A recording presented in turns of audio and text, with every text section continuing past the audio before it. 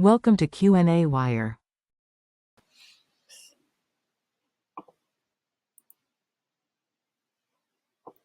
Right, so this is question 28.54, where we have a solenoid that's a torus, and we know that the current in the windings is 2.4 amps. We know the number of windings, we know the mean radius, which I've converted here to meters, and we know that the magnetic field inside the windings is 1.94 Tesla. We also know that now there's some magnetic material inside of the solenoid, and we want to figure out the magnetic susceptibility and the relative permeability of the material that fills the solenoid.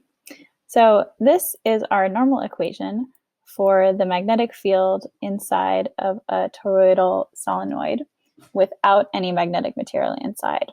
So the only difference that we have now is that we need to replace our mu naught here, that's the permeability of free space, with Km times mu naught, because we now have this factor of this extra permeability due to this additional magnetic material. So for part A, we're just asked to solve for Km.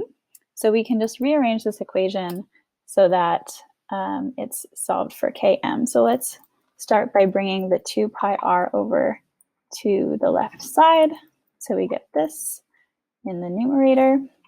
And then we want to divide by these 3 terms for the denominator, and that's going to give us Km. So all we have to do now is just plug in all our values. We have B, 1.94, we have R is 0.25, mu naught is a constant, and N and I are also both given.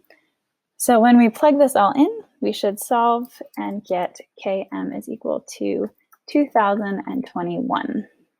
So now that's the answer to part A.